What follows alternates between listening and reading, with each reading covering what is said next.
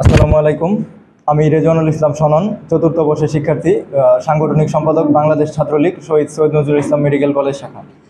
ছাত্রলীগের বিরুদ্ধে র্যাগিং ও মারধরের মিথ্যা ও বানোয়াট অভিযোগের প্রেক্ষিতে সংবাদ সম্মেলন। সম্প্রতি SN12 ব্যাচের বিতর্কিত শিক্ষার্থী ফয়সাল আহমেদ ইকরামের কতিপয় 10 ও 12 ব্যাচের শিক্ষার্থীদের এবং ছাত্রলীগের উপর আনীত অভিযোগ সম্পূর্ণরূপে মিথ্যা, বানোয়াট ও ভিত্তিহীন। ছাত্রলীগকে প্রশ্নবিদ্ধ করার জন্য এই মিথ্যা অপবাদ ও অপপ্রচার চালাচ্ছে। যে ঘটনার পরিপ্রেক্ষিতে ফয়সাল এই নাটকীয় ঘটনা রচনা করে, সেই ঘটনাটি নিচে বিস্তারিত উল্লেখ করা হলো। 24/4/2024 তারিখে আনুমানিক রাত 1:30টার দিকে ফয়সাল আহমেদ ইকরাম ছাত্রাবাস থেকে বের হয়ে যায় এবং সারা রাত বাইরে থেকে আনুমানিক ভোর 5:30-এর দিকে ছাত্রাবাসে প্রবেশ করে। এবং ফয়সাল তখন ভোরে তার রুমে 301-এ নক করে এবং দরজা খুলতে দেরি হওয়ায় তারই রুমমেট সৌরভ পালের উপর ক্ষিপ্ত হয়ে আক্রমণাত্মক আচরণ করে এবং গালিগালাজ শুরু করে। এরকম ঘটনা এর আগেও বহুবার সে করেছে। সেই জন্য 10 ব্যাচের সিনিয়রদের জানাতে 12 ব্যাচের কয়েকজন শিক্ষার্থী তাদের দরজায় নক করে। তখন সিনিয়রদের পক্ষ থেকে তাদের বলা হয় তোমরা রুমে যাও, আমরা সমাধানের জন্য আসছি।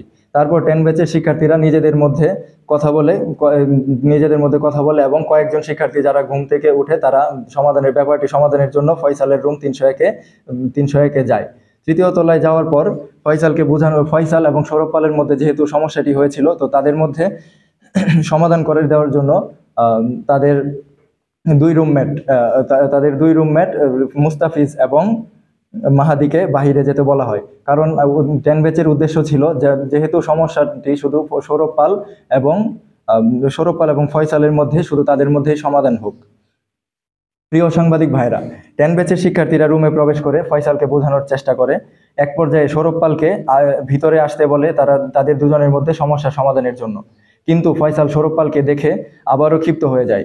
ঘটনাটি নিয়ন্ত্রণের বাহিরে চলে যাচ্ছে বুঝতে পেরে 10 ব্যাচের শিক্ষার্থীরা সৌরভ পালকে বেরিয়ে যেতে বলে এবং পুনরায় ফয়সালের সাথে কথা বলে বিষয়টি সমাধান করার চেষ্টা করে। কিন্তু ফয়সালের উগ্র আচরণ দেখে 1 মিনিট পর সকাল 6:08 10 ব্যাচের শিক্ষার্থীরা 301 নম্বর থেকে নিজেদের মান সম্মান রক্ষার্থে বের হয়ে চলে যায়। কারণ ফয়সাল তার মতোই থাকবে, সে লোকাল, সে কাউকে মানবে না এবং হোস্টেলের নিয়মকানুন এবং শিক্ষকদের কোনো তোয়াক্কা সে করে না। বের হয়ে যাওয়ার সময় 10 ব্যাচের শিক্ষার্থীরা ফয়সালের ব্যাচমেটদের বলে আসে যে তোমরা তোমাদের সমস্যা নিজেদের মধ্যে সমাধান করে নাও, যদি না পারো তাহলে আমাদের হোস্টেল সুপার আছেন, প্রিন্সিপাল স্যার অথবা শিক্ষকদেরকে জানাও। সেই কথা এবং তাদের ফয়সালের পরিবারকে অবহিত করার জন্য বলা হয়। এখানে উল্লেখ্য যে 10 ব্যাচ ফয়সালের রুমে মাত্র 2 মিনিট অবস্থান করে, যা সিসিটিভি ফুটেজেও দৃশ্যমান। এ সময় মারধরের কোনো রকম ঘটনা ঘটেনি, কোনো প্রকার গালিগালাজের ঘটনাও ঘটেনি। সাংবাদিক ভাইরা, এখানে উল্লেখ্য আছে যে 10 ব্যাচ বেরিয়ে যাওয়ার পর ফয়সাল তার কুচক্রী মহলের সাথে যোগাযোগ করে ও জঘন্যতম মাস্টার প্ল্যান সাজাতে থাকে। এরপর আনুমানিক বেলা 11:30 থেকে 12:30-এর মাঝে সে একাডেমিক ভবনের 3য় তলায় মাথা ঘুরে পড়ে যাওয়ার অভিনয় করে এবং 12:40 গিয়ে নাটকের শেষ পার্ট হিসেবে হাসপাতালে ইমার্জেন্সিতে গিয়ে পুরুষ মেডিসিন ওয়ার্ড ইউনিট 1-এ ভর্তি হয়। যেহেতু ফয়সাল ইতোপূর্বেও শিক্ষকবৃন্দ, সিনিয়র এবং ব্যাচমেটদের সাথে খুবই বাজে আচরণ করে আসছিল, শিক্ষকবৃন্দ ও তার পরিবারকে তার আচরণ সম্পর্কে অবহিত করার কথা শুনে উদ্দেশ্য প্রণোদিতভাবে সে মিথ্যা এবং বানোয়াট অপবাদ দিয়ে এক নাটকীয় ঘটনা রচনা করে। এই ঘটনাকে কেন্দ্র করে ফয়সাল অভিযোগ করে যে তাকে প্রায় 30 মিনিট যাবৎ প্রায় 20 জন মিলে মারধর করে। এক্ষেত্রে তার বক্তব্য এই যে তার শোল্ডার ডিসলোকেশন হয়েছে, কিন্তু ইমার্জেন্সি মেডিকেল অফিসার ও অর্থোপেডিক্স স্যারদের এক্সামিনেশনে কোনো সমস্যা পাওয়া যায়নি, যা হাসপাতালে ভর্তির কাগজে উল্লেখিত আছে। যুগ্ম সাধারণ সম্পাদক, বাংলাদেশ ছাত্রলীগ, শহীদ সৈয়দুল ইসলাম মেডিকেল কলেজ শাখা। প্রিয় সাংবাদিক ভাইরা, ফয়সাল আহমেদ ইকরামের অভিযুক্তি যে মিথ্যা এবং বানোয়াট তার সপক্ষে কিছু প্রমাণ নিচে দেওয়া হলো।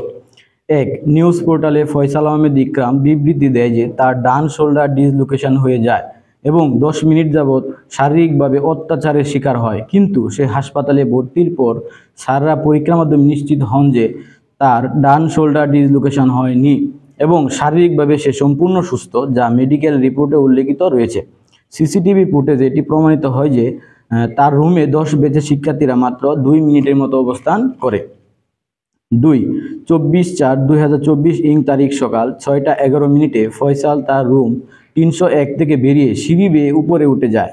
এ সময় ফয়সালের চলাচলে কোনো ধরনের অসঙ্গতি পরিলক্ষিত হয়নি এবং সে ডান হাতে ফোন নিয়ে কথা বলছিল, যা সিসিটিভি ফুটেজে স্পষ্ট। মেডিকেল সায়েন্স মতে কোনো ব্যক্তির শোল্ডার ডিসলোকেশন হলে তার হাত নাড়ানো সম্ভব না, তাই তার শোল্ডার ডিসলোকেশনের বিষয়টি সম্পূর্ণ মিথ্যা।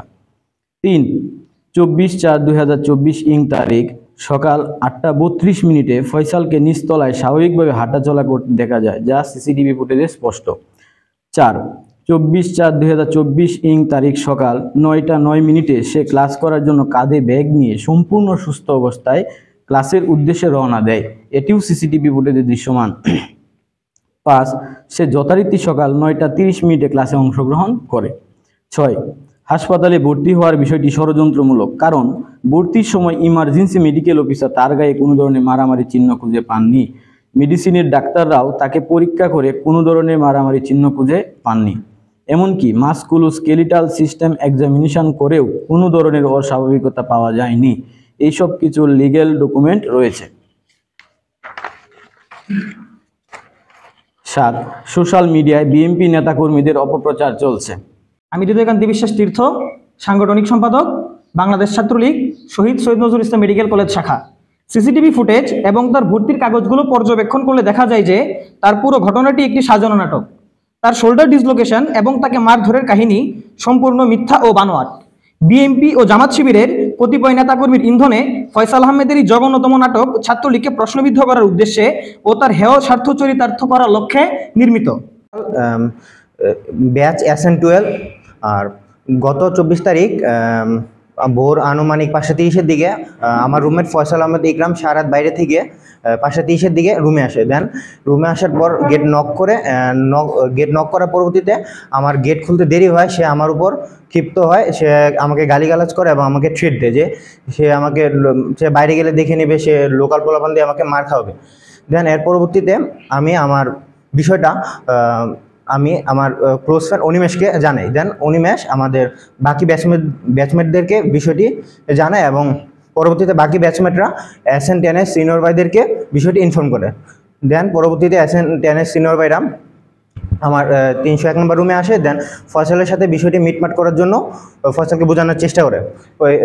এরপরই SN10-এর সিনিয়র ভাইরা আমাকে রুমে ডেকে নিয়ে ফয়সাল আর আমার ভিতর বিষয়টি মিটমাট করার চেষ্টা করে। বাট ফয়সাল আমি রুমে ঢোকার সাথে সাথে ফয়সাল আবার ক্ষিপ্ত হয়ে যায়, কেন আমি রুমে ঢুকছি, আমি সিনিয়র ভাইদেরকে বিষয়টি জানালাম। পরবর্তীতে আমি ভয় পেয়ে আবার রুম থেকে বের হয়ে যাই।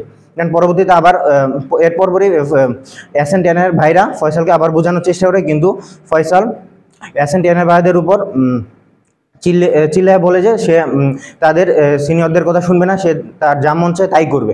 পরবর্তীতে SN10-এর সিনিয়র ভাইরা তাদের মান সম্মান রক্ষার্থে তারা রুম থেকে বের হয়ে যায়। দেন রুম থেকে বেরোয় আমাদের ব্যাচের ইস্যু, আমাদের ভিতরে মিটমাট করার জন্য। দেন আমরা বাকি ব্যাচমেটরা রুমে ঢুকি। দেন ফয়সালকে আবার বোঝানোর চেষ্টা করি, কিন্তু ফয়সাল আবার আমাদের উপর ক্ষিপ্ত হয়। এর পরবর্তীতে আমরা ফয়সালকে বলে আসি যে তার এই বিষয়গুলো আমরা আমাদের প্রিন্সিপাল স্যার এবং তার গার্জিয়ানকে জানাবো। পরবর্তীতে ভয় পেয়ে সে একটি নাটক করে।